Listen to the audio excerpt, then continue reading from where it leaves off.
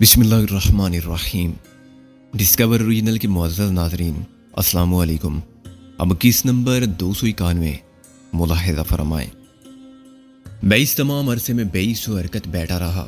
مجھے ذرا بھی خوش فہمی نہ تھی کہ میری پھرتی اور چالاکی میرے کام آ سکتی ہے اور میں انکل رضوی کو دھوکہ دے کر ان سے ریوالور چھین سکتا ہوں یا اس ریوالور سے نکلنے والی گولی کا نشانہ بننے سے بچ سکتا ہوں۔ لیکن محسن کی بحث نے مجھے کچھ سوچنے پر مجبور کر دیا تھا۔ یہ بحث بے مقصد تھی، مگر وہ اسے بلا وجہ طول نہیں دے رہا تھا۔ اگر وقت وہ ضائع کر رہا تھا تو اس کا بھی کوئی مقصد ضرور تھا جو ابھی تک میری سمجھ میں نہیں آیا تھا۔ غالب خستہ حال اپنی شکستہ ٹانگ اور فولادی شکنجے کے باعث بے عمل اور غیر فعال ہو چکا تھا، چنانچہ وہ ذہنی اور جسمانی طور پر لا تعلق پڑا ہوا تھا اور اس کے سوا کچھ بھی نہیں کر سکتا تھا کہ خود کو تقدیر کے فیصلے پر چھوڑ دے۔ انکل، آخر آپ کے ہم کزن ہیں، محسن نے لجاجت سے کہا۔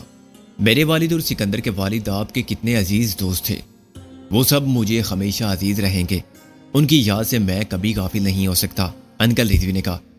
پھر ہم آپ کو عزیز کیوں نہیں ہیں؟ پہلی بات تو یہ کہ تم بھی مجھے اتنے ہی عزیز ہو، مگر جو مجھے عزیز ہو اسے مجھے کچھ امیدیں ہوتی ہیں، انکل نے کہا۔ میرا اپنا بیٹا بھی اگر تمہاری ہی عمر کو پہنچ کر وہ سب کرنے لگے جو میرے خیال کے مطابق غلط اور غیر قانونی ہو تو میں اس کو یہ رعایت نہیں دے سکتا کہ وہ قانون کو تماشا بنا لے اور جو چاہے کرتا پھرے۔ میں اسے خون کا رشتہ تسلیم کروں گا، مگر وہ قتل کرے گا تو اسے تختہ دار تک بھی لے جاؤں گا۔ اس کے بعد اگر صدمے سے مر جاؤں تو الگ بات ہے۔ ٹھیک ہے انکل، محسن نے ہار ماننے کے انداز میں کہا۔ اگر آپ اتنے ہی مجبور ہیں تو ہم آپ کی مجبوری سے فائدہ نہیں اٹھائیں گے۔ محسن نے پیچھے سے اپنا ریوالور آگے بڑھایا اور رضوی صاحب کے سامنے کر دیا۔ رضوی صاحب نے بہت محتاط رہتے ہوئے اپنے بائیں ہاتھ سے ریوالور وصول کیا، مگر دائیں ہاتھ کے اپنے ریوالور کا زاویہ وہی رکھا اور اپنی نظر کو وہی مرتکز رکھا۔ وہ بھی سمجھتے تھے کہ ہم چالاک لوگ ہیں اور پلک جھپکنے سے پہلے بازی الٹ دینے کے ماہر ہیں۔ وہ کسی قسم کا رسک لینے پر تیار نہ تھے اور طے کر چکے تھے کہ آج انہیں سکندر بخت کی لاش بھی لے جانا پڑی تو وہ کمزور نہیں پڑیں گے۔ ان کا عزم مجھے ان کی آنکھوں کی بے حسی اور ان کے لہجے کی بیگانگی میں نظر آ رہا تھا۔ خود محسن نے یہ بات سمجھ لی تھی، چنانچہ اس نے جو کچھ کیا وہ انتہائی ذہانت کا مظاہرہ تھا۔ ابھی انکل رضوی نے محسن کا ریوالور ضبط کر لینے کے بعد اپنی کامیابی پر اطمینان کا سانس بھی نہیں لیا تھا کہ ایک گولی آئی اور ان کے ہاتھ سے ریوالور اڑا کر لے گئی۔ میں نے اس وقت بالکل نہیں سوچا تھا کہ یہ گولی کس نے چلائی تھی اور کہاں سے چلائی تھی۔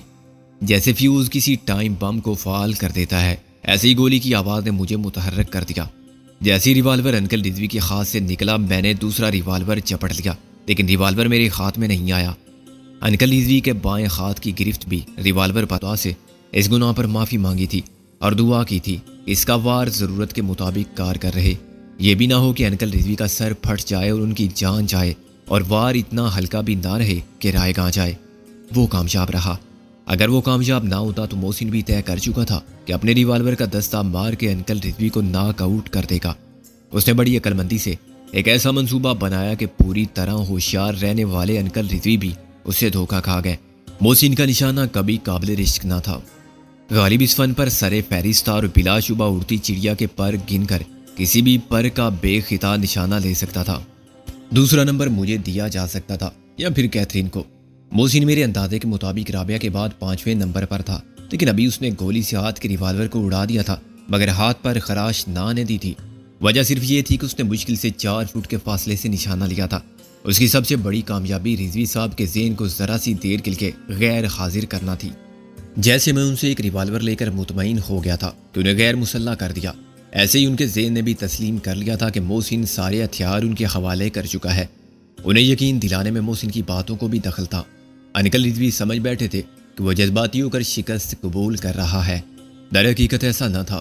محسن نے دوسرا ریوالور ہاتھ میں رکھتے ہوئے یہ تاثر دیا تھا کہ اب خطرے کی کوئی بات نہیں رہی اور رضوی صاحب بھی اسی چال سے مات کھا گئے تھے جو انہوں نے میرے خلاف چلی تھی۔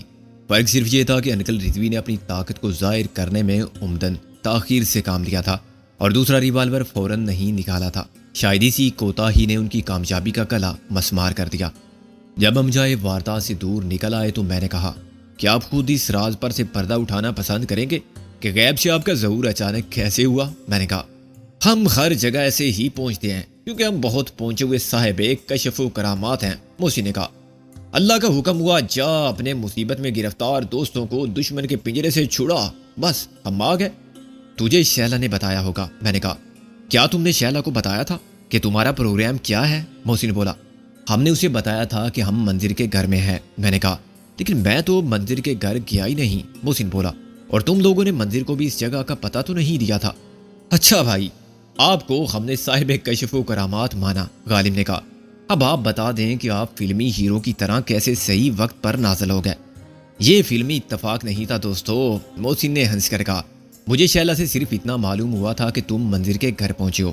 میں نے منظر کو فون کیا تو وہ چلانے لگا کہ کیا تم اور کیا تمہارے خمزاد اور غمزاد سب میرے اعمال کی سزا بن کے نازل ہوتے ہو۔ وہ اکیلے آتے تب بھی کم نہ تھا، اپنے ساتھ راہ میں ملنے والی ہر مصیبت بھی اٹھا لائے ہیں اور مزید مصیبتوں سے شوق فرمانے گئے ہوئے ہیں۔ میں نے پوچھا کہ کہاں اور کس طرف؟ تو منظر نے کہا کہ اب یہ تو خود ان کے فرشتے بھی نہیں جانتے کہ ان کی نیت کیا ہے، اور وہ گھر سے مشرق کا رخ کر کے نکلے ہیں تو مغرب کی سمت نہیں جائیں گے۔ مگر میں نے غالب کو چلا چلا کر اخبار والوں سے باتیں کرتے سنا تھا۔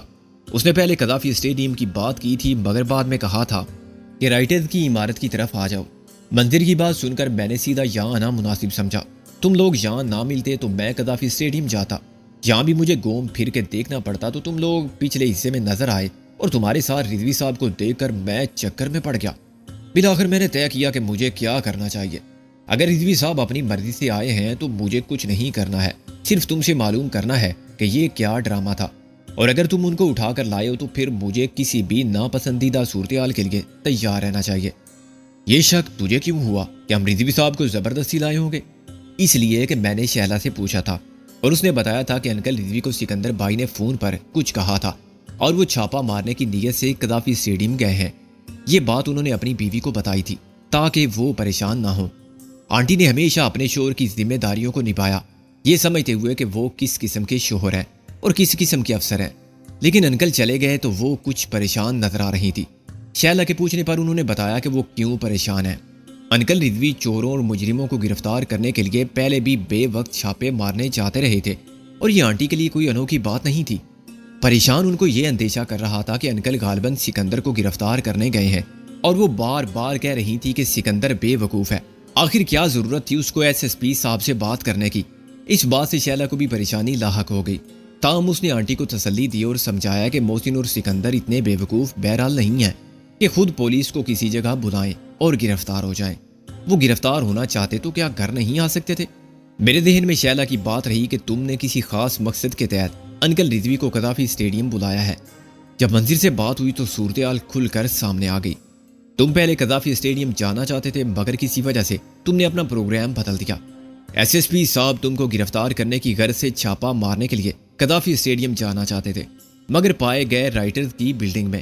اس سے اور کیا نتیجہ اخذ کیا جا سکتا ہے؟ اس بات کا امکان کم تھا کہ وہ انتی خوشی تمہارے ساتھ آ گئے ہوں۔ چنانچہ میں نے جیپ میں سے دوسرا ریوالور بھی نکال لیا جو اس کے گلوز کمپارٹمنٹ میں پڑا ہوا تھا۔ میں قریب آ کے کچھ نہیں سن سکتا تھا، لیکن دور سے ایسا لگتا تھا کہ کچھ سوالوں جواب قسم کا پروگرام چل رہا ہے، اور جو لکھ رہے ہیں وہ اخباری نمائندے ہیں۔ کہ عجیب معمہ بن گیا میرے لیے۔ آخر تم کو کس نے پریس کے سامنے جانے پر مجبور کیا؟ رضوی صاحب نے یا کسی ہنگامی ضرورت نے؟ پہلی بات مشکل لگی تھی، چنانچہ میں نے فرض کیا کہ تمہیں پریس کانفرنس بلانا پڑی، اور یہ کام ہمارے صحافی بھائی کی مدد سے ہوا۔ میں جیپ کے قریب موجود رہا اور جب تم کو آتے دیکھا تو جیپ کے نیچے چھپ گیا۔ اگر سب ٹھیک ہوتا تو میں جیپ کے روانہ ہونے سے پہلے نمودار ہو جاتا، لیکن میری اس خیال کی تائید بہت جلد ہو گئی کہ دال میں کچھ کالا ہے، اور اس کے بعد میں نے وہی کیا جو مجھے کرنا چاہیے تھا اور جو تم نے دیکھا۔ تیری حاضر دماغی اور جرات پر ہم تجھے MRS کی طرف سے نوبل پرائز دیتے ہیں، میں نے کہا۔ وہ میں بعد میں وصول کروں گا، پہلے یہ بتاؤ کہ جانا کی طرح ہے؟ محسن نے کہا۔ انکل کو کہاں پہنچانا ہے؟ ان کے گھر۔ اور کہاں؟ میں نے کہا۔ لیکن پہلے ہمیں منظر کے گھر پہنچنا ہے، میں نے کہا۔ غالب کی حالت خراب ہو رہی ہے۔ یہ شیر آخر چوہے دان میں کیسے جا گھسا؟ محسن بولا۔ سب اس کی تقدیر کا قصور ہے، میں نے کہا۔ دل لگا بیٹھا تھا اس سراپے ناز سے جس کا شیوائی دھول دھپا ہے، ٹانگ پھنسا بیٹھا اس جنجال میں۔ غالب نے کوئی جواب نہیں دیا۔ اس کی تکلیف بہت بڑھ گئی تھی۔ اگر اسے وقت پر صحیح طبی امداد مل جاتی تو اب تک وہ خاصا سنبھل چکا ہوتا، لیکن پہلے تو مسیحائی کے فرائض میں نے سر انجام دیے اور انہی دواؤں کے سہارے پر وقت گزار دیا جو دستیاب تھی۔ جب ڈاکٹر ملا تو غالب نے پریس کانفرنس کے جہاد پر روانگی اختیار کی۔ نتیجہ یہ کہ اب درد کی شدت کے ساتھ وہ بخار میں تپ رہا تھا، لیکن اپنی تکلیف کو خاموشی سے برداشت کر رہا تھا۔ اس کے لیے شکنجے سمیت ٹانگ اٹھا کے پھرنے اور بار بار ایک جگہ سے دوسری جگہ منتقل ہونے میں کتنی اذیت تھی، اس کا میں صرف اندازہ کر سکتا تھا، مگر وہ تو ساری اذیت خود جھیل رہا تھا۔ منزل کے دروازے پر جیپ رکی تو میں نے کہا، انکل رضوی کو میں اپنے ساتھ لے جا رہا ہوں، تو غالب کے ساتھ منزل کے گھر میں میرا انتظار کر، صبح ہونے میں ابھی 4 گھنٹے ہیں، میں انکل کو چھوڑ کے 1 گھنٹے میں لوٹ آؤں گا۔ یار غالب بے ہوش ہو گیا ہے، محسن نے کہا۔ کوئی بات نہیں، یہاں ایک ڈاکٹر ہے، میں نے کہا۔ اسے کہنا کہ فوراً مرہم پٹی اور علاج شروع کر دے، ہمیں یہاں سے اندھیرے ہی میں نکل جانا ہوگا، یہ میں آ کے بتاؤں گا کہ ہمیں کہاں جانا ہے۔ یہاں ہمارے 2 مہمان بھی ہیں، ان کی طرف سے بھی محتاط رہنا۔ ہم آہستہ آہستہ تقریباً سرگوشی میں بات کر رہے تھے۔ میں نہیں چاہتا تھا کہ منظر کا دوست ڈاکٹر شہریار مجھے پولیس کی اس جیپ میں دیکھے اور یہ دیکھے کہ اس جیپ میں کوئی اور بھی بے ہوش پڑا تھا، جسے میں نے غالب کے ساتھ نہیں اتارا بلکہ اپنے ساتھ لے گیا۔ وہ انکل رضوی کی صورت دیکھ لیتا تو بعد میں یہ ہو سکتا تھا کہ اخبار میں ان کی تصویر دیکھے اور شناخت کر لے کہ پولیس کی اس جیپ میں میرے ساتھ کون تھا اور اسے میں کہاں چھوڑ آیا۔ وہ جیپ کہاں گئی، وہ منظر کے تعلق سے پہلے ہی ایک غیر قانونی کام میں ہماری مدد کر رہا تھا۔ پولیس کی جیپ اور میرا پولیس سے مشکوک قسم کا تعلق دیکھتے ہی وہ گھبرا جاتا تو ہمارے لیے مسائل کھڑے کر دیتا۔ میں نے غالب کو آہستہ آہستہ جیپ سے اتارا اور منظر کے گھر کے دروازے پر لٹا دیا۔ پھر میں جیپ لے کر روانہ ہو گیا، جس کی پچھلی سیٹ پر اب صرف انکل رضوی لیٹے ہوئے تھے۔ مجھے یہ ڈر تھا کہ وہ ہوش میں آنے والے ہوں گے اور جب وہ مجھے اکیلا پائیں گے تو کچھ نہ کچھ ضرور کریں گے، پیچھے سے مجھ پر حملہ کر دیں یا چلتی جیپ سے کود جائیں۔ میں ان کے ساتھ اس سے زیادہ کچھ نہیں کرنا چاہتا تھا۔ قریب ترین جگہ غالب کا آبائی گھر تھا، جس کا جلا ہوا کھنڈر مجھے رات کی تاریکی اور ویرانی میں زیادہ ہی پورا سیب لگا۔ میں نے جیپ کو اس کے پچھلے حصے میں روکا۔ ہیڈ لائٹس کی روشنی میں مجھے جلے ہوئے دروازے اور کھڑکیوں کے فریم نظر آئے۔ میں نے گاڑی اور ہیڈ لائٹس بند کرنے کے بعد انکل رضوی کو کندھے پر ڈالا اور ایک کمرے میں لے گیا۔ اس کمرے میں ایک رات رابعہ اور نازو سوئی تھی، اب وہاں کچھ بھی نہ تھا۔ کچھ جلنے سے بچا ہوگا تو لوگ اٹھا لے گئے ہوں گے۔ دھماکے سے وہ کمرہ مسمار ہو گیا تھا جس میں محسن اور شیلا نے رات گزاری تھی۔ میں نے یادوں کو اپنے تصور میں جاگتے اور تصویر کی صورت میں متحرک ہوتے دیکھا، جہاں کیا کچھ نہ ہوا تھا۔ رابعہ اور نازو کی وہ کیفیت مجھے یاد آئی جب ان کو ایک چوہے نے دہشت زدہ کر دیا تھا تو میرے لبوں پر بے اختیار مسکراہٹ پھیل گئی۔ اسی جگہ سے ہمارے مصائب کا آغاز ہوا تھا۔ لاکھ کا گھر خاک ہو گیا تھا۔ غالب کے والدین نے اسے بڑے ارمانوں سے بنایا تھا، بڑے فخر سے سجایا تھا اور بڑی امیدوں کے ساتھ یہ ورثہ غالب کے سپرد کرنے کا سوچا تھا۔ غالب یوں اس کا وارث ہوا کہ لا وارث ہوا، گھر بھی اور گھر کا رکھوالا بھی۔ انکل رضوی کے کرانے کی آواز پر میں نے پلٹ کر دیکھا۔ وہ دوسرے کمرے میں تھے اور میں نے انہیں مجبوراً فرش خاک پر لٹا دیا تھا۔ یہ میری احتیاط پسندی تھی جس نے مجھے محفوظ رکھا، ورنہ میں زخمی ضرور ہو جاتا۔ یہ ممکن تھا کہ میرا سر پھٹ جاتا اور جب ہوش آتا تو میں زنجیروں سے بندھا ہوا کسی پولیس لاک اپ میں ہوتا۔ انکل رضوی اندھیرے میں اسی طرح لیٹے ہوئے تھے، مگر میں نے نوٹ کیا کہ ان کی پوزیشن کچھ بدل گئی ہے۔ میں نے ان کو فرش پر سیدھا رکھا تھا، مگر اس وقت وہ کروٹ لیے پڑے تھے اور غالباً اسی دروازے کی طرف دیکھ رہے تھے جدھر سے میرے آنے کی امید تھی۔ میں نے یہ بھی دیکھ لیا کہ ان کا ایک ہاتھ کچھ پھیلا ہوا ہے اور اس ہاتھ میں آدھی اینٹ ہے۔ بغیر پٹ کے دروازوں اور کھڑکیوں سے آنے والی روشنی کافی تھی، ورنہ میں یہ سب نہ دیکھ پاتا۔ اس کا فائدہ یہ ہوا کہ میں ایک دم دروازے میں نمودار نہیں ہوا۔ میں تھوڑا سائیڈ میں رہا اور پھر جس لگا کے نکل گیا۔ وہ اینٹ بعد میں اس دروازے کے خلا سے گزری جو رضوی صاحب نے بڑی قوت کے ساتھ ہاتھ گھما کر پھینکی تھی۔ انہیں دوبارہ یہ موقع نہیں ملا۔ میں ان کے سر پر جا کھڑا ہوا۔ مجھے بہت افسوس ہے انکل، منہ بند۔ افسوس تو اب مجھے ہونے لگا ہے کہ میں تمہارا انکل ہونے سے انکار بھی نہیں کر سکتا۔ بیٹا ہوتا تو آگ کر دیتا، انہوں نے برہمی سے کہا۔ ایک دن آئے گا جب آپ اس نالائق بھتیجے پر فخر کریں گے۔ وہ دن آنے سے بہت پہلے میں تم کو مار دوں گا یا تم مجھے مار دو گے۔ ان کا غصہ قابو ہونے سے باہر ہو رہا تھا۔ میں اسے زیادہ برداشت نہیں کر سکتا۔ کسی مجرم نے مجھے اتنا پریشان نہیں کیا، میری پوزیشن کو اتنا نقصان نہیں پہنچایا جتنا تم پہنچا چکے ہو، صرف اس لیے کہ تم سیدھی راہ پر ٹیڑھی چال چلنے کو ضروری سمجھتے ہو۔ تم اچھا کر رہے ہو مگر برے طریقے سے۔ میں اچھائی برائی کے معیار کی بحث میں نہیں پڑنا چاہتا، سارا فرق آپ کی اور میری پوزیشن کا ہے۔ میں نے کہا، آپ کے رویے نے بلاخر مجھے بھی اس مقام تک پہنچا دیا کہ میں بھی رشتوں کو نظر انداز کروں اسی طرح جیسے آپ کرتے ہیں۔ اب میرے ساتھ وہ سلوک کرتے آئے ہیں جو کسی بھی مجرم کے ساتھ ہونا چاہیے۔ کیا اس کے بعد مجھے یہ حق حاصل نہیں ہو جاتا کہ میں بھی آپ کے ساتھ عام مجرموں کی طرح پیش آؤں آپ کے ساتھ وہی کروں جو کوئی بھی مجرم کسی BSSP کے ساتھ کر سکتا ہے؟ تو کرو، کس نے روکا ہے تمہیں؟ وہ دھاڑ کر بولے۔ کاش یہ میرے اختیار میں ہوتا، کاش یہ میرے اختیار میں ہوتا کہ میں آپ کی شفقت اور محبت اور آپ کے احسانات کو فراموش کر سکتا۔ میں نے کہا مشکل تو یہ ہے کہ خود آپ بھی ثابت قدم نہیں، آپ کے وجود کے دونوں حصوں میں سے کوئی ایک مکمل طور پر غالب نہیں۔ آپ بیشتر وقت SSP رہتے ہیں مگر تمام وقت نہیں۔ جب انکل رضوی بنتے ہیں تو شیلا کو گھر میں رکھتے ہیں۔ جولی اور کیتھرین کے لیے انسانی ہمدردی آپ کے اندر جاگ اٹھتی ہے اور انہیں بھی صرف ہم سے تعلق کی بنا پر گھر میں مہمان بنا لیتے ہیں۔ جانتے بوجھتے محسن کو سہولت فراہم کرتے ہیں کہ وہ شیلا سے مل سکے اور اسے فون کر سکے۔ اپنے گھر سے گارڈ آپ نے آخر کیوں ہٹا لی تھی؟ اپنے فون کو آبزرویشن پر کیوں نہیں رکھا آپ نے؟ SSP تو کسی کو بھی رعایت نہیں دیتا۔ وہ شکست خوردہ اور مزمحل سے بیٹھے رہے۔ غالباً اب مجھے مستعفی ہو جانا چاہیے۔ میں کمزور پڑنے لگا ہوں۔ اپنے فرض کے ساتھ وفاداری میں پہلے کی طرح مستقل مزاج نہیں رہا۔ میں مفاہمت کرنے لگا ہوں اور میرے رویے میں لچک پیدا ہونے لگی ہے۔ آپ اس احساس کو ختم نہیں کر سکتے انکل۔ آپ صرف SSP نہیں ہیں، ایک اچھے انسان بھی ہیں۔ میں نے کہا آپ روبوٹ نہیں ہیں۔ آپ کے سینے میں ایک دل ہے، یہ دل حساس ہے اور محبت کرنے والا ہے۔ اس کو آپ نکال کر نہیں پھینک سکتے۔ اسے آپ کی نیت کی خرابی ظاہر نہیں ہوتی۔ آپ جہاں تک ممکن ہوتا ہے اصول پرستی اور فرد شناسی کے صبر آزما راستے پر گامزن رہتے ہیں، مگر انسانی فطرت کی کمزوریاں اور خامیاں آپ کے ساتھ بھی ہیں۔ بے عیب تو بے شک صرف اللہ کی ذات ہے۔ آپ جو کچھ کرتے ہیں وہ آپ کی غلطی نہیں، مجبوری ہے۔ معلوم نہیں، وہ بے خیالی میں بولے۔ مجھے بتاؤ اب میرے لیے تم نے کیا سزا تجویز کی ہے؟ کچھ نہیں، یہاں سے آپ کر جائیں گے، اس کے بعد جو آپ مناسب سمجھے وہ کریں۔ میں نے کہا میں آپ سے کوئی درخواست نہیں کروں گا۔ مندر کے گھر چھاپا نہ مارنا خود آپ کے حق میں بہتر ہے۔ ہم آپ کو وہاں نہیں ملیں گے۔ میرے لیے اتنی مشکلات مت پیدا کرو سکندر کہ میں حوصلہ ہار جاؤں۔ تم آخر کب تک فرار ہوتے رہو گے؟ انکل رضوی نے کہا یہ فرار نہیں ہے، جہاد ہے۔ میں نے کہا ہم صرف بے بس اور لاچار ہونا نہیں چاہتے۔ آپ کا قانون نہ ہمیں تحفظ فراہم کر سکتا ہے، نہ ان دشمنوں کو دیکھ سکتا ہے جو ہماری نظر میں ہیں، اس لیے ہم چھپ کر لڑنے پر مجبور ہیں۔ فرار ہوتے ہیں مجرم، بزدل اور کسی سے ڈرنے والے۔ کیا تم اور کیا تمہارا جہاد اکیلا چنا باڑ پھوڑنے کا دعویٰ کرنے لگا ہے؟ انہوں نے تلخی سے کہا خود کو بچا نہیں سکتے، ملک کو دشمنوں سے بچانے نکلے ہیں، چند لڑکیاں اور چند لڑکے۔ میرا چہرہ سرخ پڑنے لگا۔ کیا آپ اب تک کی تمام جدوجہد کو اور کامیابیوں کو خیالی سمجھتے ہیں؟ میں نے برہمی سے کہا آپ کے خیال میں یہ سب جھوٹ ہے، فلمی کہانی ہے؟ گامی شاہ کا اڈا، سائیں پاپڑ والے کی خانقاہ کا ٹھکانہ، چوری والا کا زمین دود ذخیرہ، یہ سب کیا آپ کے محکمے کی کارکردگی کے باعث تباہ ہوئے ہیں؟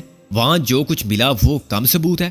آپ کو تو وہاں سے ہیلی کاپٹر کے ٹکڑے اور غیر ملکی ایجنٹوں کی لاشیں تک ملی ہوں گی۔ کس کی کارروائی تھی وہ؟ اور اب کل تک آپ کو سنگرالی کے ایمونیشن ڈبوں کے بارے میں معلوم ہو جائے گا۔ میں اتنا مشتعل تھا کہ چلانے لگا تھا۔ یہ حقائق کی نفی کرنے کا رویہ ہی اتنا اشتعال انگیز تھا کہ میں جذبات پر قابو نہ رکھ سکا۔ یہ ایسا ہی تھا جیسے کوئی مجھ سے کہتا کہ کہاں کا عشق، کیسا عشق، رابعہ کی چاہ صرف ہوس ہے، یا کوئی الزام لگاتا کہ شیلا کو میں نے دنیا کی آنکھوں میں دھول جھونکنے کے لیے بہن بنا رکھا ہے۔ کم سے کم انکل رضوی ایسا نہیں کہہ سکتے تھے۔ یکلخت مجھے ہوش آ گیا، میں ان کی چال کو سمجھ گیا۔ وہ مجھے مشتعل کر کے میرے سوچنے سمجھنے کی صلاحیت کو مفلوج کر دینا چاہتے تھے۔ غصے کی حالت میں آدمی کا ذہن مفلوج ہو جاتا ہے تو وہ مغلوب بھی آسانی سے ہو جاتا ہے۔ اس وقت انکل رضوی مجھ سے جسمانی طور پر مقابلہ کر کے نہیں جیت سکتے تھے، لیکن کوئی نفسیاتی کمزوری میری خار کا سبب بن سکتی تھی۔ یہ بات سمجھنے کے بعد میں مسکرانے لگا۔ آئی ایم سوری انکل، مجھے آپ کو اسی جگہ چھوڑ کے جانا ہوگا۔ تمہیں روپوش ہونے کے لیے مہلت چاہیے، رضوی صاحب نے کہا۔ جی ہاں، کم سے کم 4 گھنٹے۔ تو ٹھیک ہے، تم جاؤ۔ وہ بولے میں 4 گھنٹے سے پہلے کچھ نہیں کروں گا۔ میں نے نفی میں سر ہلایا۔ آپ کو جاننے والا آپ کے ایسے وعدے پر کبھی اعتبار نہیں کر سکتا، بشرطے کہ وہ احمق نہ ہو۔ تم مفلاطون ہو، تم کیا کرو گے؟ مجھے یہاں ہاتھ پیر باندھ کے اور میرے منہ میں کپڑا ٹھونس کے ڈالو گے؟ انہوں نے تلخ لہجے میں کہا۔ میں نے اس بات کا کوئی جواب نہیں دیا۔ اس کا مطلب واضح تھا کہ میں یہی کر سکتا ہوں۔ سب ایسا ہی کرتے ہیں۔ اگر ان کے لیے اپنی مجبوریاں ہیں تو میرے لیے میری مجبوریاں جدا ہیں۔ ان کو روکے رکھنے کے دوسرے طریقے بھی تھے، مثلاً یہ کہ میں ان کو کہیں مکفل کر دیتا یا خواب آور گولیاں دے کر سلا دیتا، لیکن یہ طریقے میرے امکان میں نہ تھے۔ میں نہیں چاہتا کہ تم ایسا کرو، انکل رضوی نے کچھ دیر بعد کہا۔ چاہتا تو میں بھی نہیں انکل، مگر یہ کہ محبت اور جنگ میں سب جائز ہے۔ وہ بولے اور دشمن پر بھروسہ کرنا تم نے نہیں سیکھا۔ تمہاری جگہ میں ہوتا تو میں بھی ایسا ہی کرتا، لیکن اچھا ہے اگر تم اعتبار کی کوئی صورت نکال لو، تمہیں بھی وہ سب نہ کرنا پڑے جو تم نہیں چاہتے، اور میں خود اپنی نظر میں معتبر رہوں اور اس ذلت امیز سلوک سے بچ جاؤں جو تم کر سکتے ہو۔ کوئی بھی مجرم کر سکتا ہے، مگر میں نہیں چاہتا کہ تم ایسا کرو۔ انہوں نے دوبارہ ایک بات کہی، اگر آپ کوئی ایسی صورت پیدا کر دیں تو یہ مجھ پر احسان ہوگا۔ میں نے شرمندگی سے کہا، تم جانتے ہو کہ میں قسم نہیں کھاتا۔ میں نے اقرار میں سر ہلایا۔ دنیا کے معاملات میں خدا کی قسم کھانا بھی میرے مسلک کے خلاف ہے، انکل رضوی نے کہا۔ آپ اپنے ضمیر کی قسم کھا سکتے ہیں؟ میں نے کہا۔ خاموشی کا ایک طویل وقفہ آیا جس میں وہ کچھ سوچتے رہے۔ شاید ان کو توقع نہ تھی کہ میں ان کو ایک ایسی قسم کا پابند بھی کر سکتا ہوں جسے توڑ کر وہ صرف اپنی نظر میں مجرم ٹھہرتے ہیں، جسے توڑنے کے لیے وہ کوئی اخلاقی جواز تک فراہم نہیں کر سکتے۔ قسم توڑنے کی قانون میں کوئی سزا نہیں۔ عادتاً قسم کھانے والے دن میں 10 بار خدا اور رسول کی قسم کھا کے بھی شرمسار نہیں ہوتے۔ مذہب نے قسم توڑنے کا کفارہ رکھا ہے اور انتہائی ناگزیر حالات میں قسم توڑنے کی اجازت دی ہے، مثلاً اس وقت جب جھوٹی قسم کھانے سے اپنی یا کسی اور کی زندگی بچائی جا سکتی ہو۔ موجودہ صورتحال میں اس کا اطلاق نہیں ہوتا تھا۔ شرعاً یہ غلط ہوتا کہ وہ اللہ کی قسم کھا کے کچھ نہ کرنے کا وعدہ کرتے اور میرے جاتے ہی SSP بن جانے کے احکامات جاری کرنے لگتے۔ بلا شبہ جواز لانا کبھی مشکل نہیں ہوتا۔ وہ اپنے سامنے یہ عذر رکھتے کہ قسم انہوں نے حالت جبر میں ایک قیدی کی حیثیت سے کھائی تھی، مگر یہ قانون کے پابند اور با اختیار SSP پر وہ قسم لاگو نہیں ہوتی۔ چنانچہ میرے خیال میں صرف ضمیر کو گواہ بنا کے ہی وہ ایسی قسم کھا سکتے تھے جسے توڑ کے نہ وہ مجرم بنتے اور نہ گناہ گار، مگر ان کا اپنا ضمیر انہیں معاف نہ کرے تو یہ معاملہ ان کے اندر کی عدالت کا تھا۔ مجھے منظور ہے، میں اپنے ضمیر کی قسم کھا کے وعدہ کرتا ہوں کہ صبح کے 5 بجے تک اسی جگہ خاموش بیٹھا رہوں گا، انکل رضوی نے بلاخر کہا۔ ٹھیک ہے انکل، میں یہ جوا کھیلوں گا، صرف یہ دیکھنے کے لیے کہ آج بھی انسان کا ضمیر زندہ ہے یا نہیں۔ میں نے کہا، بات آدمی کی نہیں انسان کی ہے، اور ابھی تک آپ کے انسان ہونے پر میرا اعتقاد متزلزل نہیں ہوا، حالانکہ آپ SSP بھی ہیں۔ جس دن انسانیت کا ضمیر مر جائے گا اس دن یہ دنیا ایک ایسی عذابناک جہنم ہوگی جس پر شیطان حکمراں ہوگا اور اس کی رعایا میں بھی صرف شیاطین ہوں گے، انکل رضوی نے کہا۔ میں آپ کے الفاظ یاد رکھوں گا۔ میں نے ان سے مصافحہ کیا اور باہر نکل آیا۔ اس وقت میرے دل کی کیفیت اس جواری کی طرح تھی جس نے آخری داؤ پر اپنا سب کچھ لگا دیا ہو اور یہ فیصلہ کرنے سے قاصر ہو کہ ایسا کر کے اس نے اچھا کیا ہے یا برا۔ باہر آنے کے بعد بھی میں تذبذب اور بے یقینی کا شکار رہا۔ عقل نے کہا کہ رضوی صاحب بھی شکاری ہیں، وہ بھی اپنا ایک جال رکھتے ہیں، دھوکہ فریب کے پھندے لگاتے ہیں، اس کے بغیر وہ قانون کی محافظت کے فرائض کی انجام دہی میں ناکامی سے بھی دوچار ہو سکتے ہیں۔ ان کا واسطہ شریف لوگوں سے نہیں، اخلاقی مجرموں سے پڑتا ہے جو ضمیر کا مفہوم بھی نہیں سمجھتے۔ دل کہتا تھا کہ کسی انسان کا ضمیر دھوکے باز نہیں ہوتا۔ جب وہ مجرموں سے بات کرتے ہیں تو قانون کی زبان بولتے ہیں، ضمیر کو درمیان میں نہیں لاتے۔ انہوں نے آج ضمیر کی ضمانت دی ہے، اس ضمانت کو ضبط کرا کہ وہ ضمیر کے قیدی ہو جائیں اور بے ضمیروں کے جینا ان کو منظور نہ ہوگا۔ یہی کشمکش تھی جس نے دوبارہ میرے قدم روک لیے۔ میں نے سوچا کہ پلٹ کر جاؤں اور دیکھوں کہ کیا وہ اپنے وعدے پر قائم رہنے کی ہمت رکھتے ہیں اور اسی طرح وہاں خاموش بیٹھے ہوئے ہیں ایک جلے ہوئے کھنڈر کی درسگاہ عبرت میں۔ لیکن میرا ضمیر آڑے آ گیا۔ اس نے مجھے شرم دلائی کہ اعتماد کی بات کرتے ہو مگر خود پر اعتبار نہیں کرتے۔ انسان کی فطرت میں شامل نیکی کے وجود کو تسلیم نہیں کرو گے تو اپنا اعتبار بھی کھو دو گے۔ میں چلتا گیا۔ جیپ کے انجن کی آواز رات کے سناٹے میں یوں گونجتی رہی جیسے وسوسوں اندیشوں کے جنگل میں بھٹکنے والی پورا سے پاگل ہوا۔ ایک بار پھر میں نے جیپ کو منزل کے گھر سے دور اسی خالی پلاٹ پر کھڑا کیا جو 2 گھروں کی دیواروں کے حصار میں تھا۔ وہاں سے چند منٹ کا فاصلہ پیدل طے کر کے میں نے مندر کے دروازے کو بجایا۔ اس مرتبہ دروازہ کھولنے کے لیے آنے والا محسن تھا۔ کہاں چھوڑا انکل رضوی کو؟ وہ میرے پیچھے دروازہ بند کر کے بولا۔ غالب کے خانہ ویراں میں۔ میں نے کہا، انہیں ہوش تو نہیں آیا تھا؟ نہیں۔ میں نے مختصر ترین وقفے میں جھوٹ بولنے کا تہیہ کر لیا۔ ان کو باندھ کر ڈالنا تھا، کہیں ایسا نہ ہو کہ یار میں کل سے اتنا بھی پیدل نہیں ہوں۔ میں نے جھنجھلا کر کہا، غالب کیسا ہے؟ جیسا پہلے تھا، بے ہوش۔ موسی نے میرے ساتھ ڈرائنگ روم کا فاصلہ طے کیا۔ خطرے کی بات نہیں۔ ڈاکٹر شہر یار مجھے دیکھ کر مسکرایا۔ وہ غالب کو قالین پر لٹائے اس پر جھکا ہوا تھا۔ اس کے دونوں ہاتھ بڑی مہارت اور مستعدی کے ساتھ غالب کی ٹانگ پر پٹی لپیٹ رہے تھے۔ سمپل فریکچر تھا۔ وہ میری سوالیہ نظریں دیکھ کر بولا، ایکس رے وغیرہ کی ضرورت پیش نہیں آئی. میں نے پلاسٹر چڑھا دیا ہے. 2 ہفتے تک احتیاط کی ضرورت ہوگی. آپ کا مطلب ہے 2 ہفتے تک چلنا پھرنا بند؟ میں نے کہا مطلب اس کے سوا کیا ہو سکتا ہے.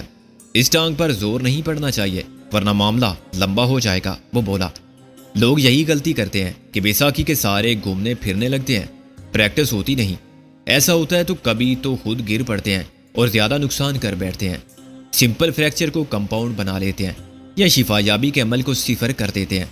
کبھی حادثے کا شکار ہو جاتے ہیں. اس حالت میں کسی آدمی یا کھمبے سے موٹر سائیکل یا دیوار سے ٹکرانا بھی خاصا ہے اور دہلیز سے ٹھوکر کھانا بھی.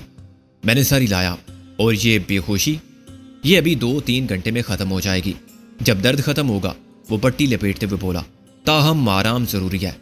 آپ دعائیں وغیرہ لکھ دیں. میں نے کہا تاکہ یہ جہاں بھی رہے علاج جاری رہے. اس کا مطلب ہے کہ غالب یہاں نہیں رہے گا؟ ڈاکٹر نے کہا خود ان کے الفاظ ہیں ایک چکر ہے میرے پاؤں میں زنجیر نہیں. آپ تو خوش و ذوق آدمی ہیں. میں نے ہنس کر کہا چکر آپ کے سامنے ہی ہے. اس فولادی شکنجے سے نجات دلوانے کی صورت بھی نکالی ہے. میں تو سرجن ہوں. وہ بولا یہ ہو سکتا ہے کہ ٹانگ کاٹ کے شکنجہ الگ کر دوں. شکنجے کو کاٹنے کا کام تو لوہار کر سکتا ہے اور کوئی جادوگر مل جائے تو یہ کر سکتا ہے کہ ٹانگ نہ کاٹے اور نہ شکنجہ اور دونوں کو الگ کر دے. آپ دلچسپ آدمی ہیں. میں نے کہا ہنسے کھیلتے اتنے مشکل کام کر سکتے ہیں. کیا ڈینٹر پینٹر کسی ٹوٹی پھوٹی کار کو دیکھ کر پریشان ہوتا ہے؟ کیا جذباتی ہوتا ہے کہ کیسی نئے ماڈل کی کتنی خوبصورت کار تھی جو تباہ ہوگی؟ پریشان صرف کار کا مالک ہوتا ہے.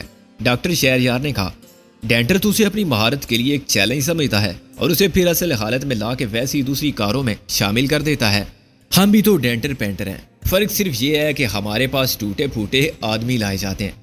اب کتنا وقت اور لگے گا؟ میں نے کہا تقریباً 1 گھنٹہ. وہ بولا میں نے دونوں ڈاکوؤں کو دیکھا. وہ سکون سے سو رہے تھے لیکن کبھی کبھی خواب میں ڈر کے کرانے لگتے تھے. سکون بخش اور خواب آور دوائیں بھی ان کے لاشعور سے پھانسی کے پھندے کا خوف دور کرنے میں ناکام رہی ہوں گی کہ وہ سہمے ہوئے لگتے تھے. موت کے ناگزیر خاتوں کی بے رحم گرفت سے نجات کا احساس تقدیر کا ایک مذاق بن گیا تھا اور وہ گھڑی کی سوئیوں کے دوبارہ وہیں پہنچنے سے قبل ہی پھر وہاں تھے جہاں سے چلے تھے. زندگی کا یقین ایک فریب خیال سے زیادہ کچھ نہ تھا. موت اٹل تھی اور پھر ان کا راستہ روک چکی تھی. جینے کی امید ایسی ہی تھی جیسے صبح کاذب جھوٹی صبح جو در حقیقت صبح نہیں ہوتی. اس کے بعد پھر اندھیرا آ جاتا ہے اور صبح صادق کے ساتھ ہی جلاد آ پہنچتا ہے جو ایک اشارے سے سانس کی ڈوری چھوڑ دیتا ہے اور دائمی اندھیروں کے خلا میں معلق کر دیتا ہے.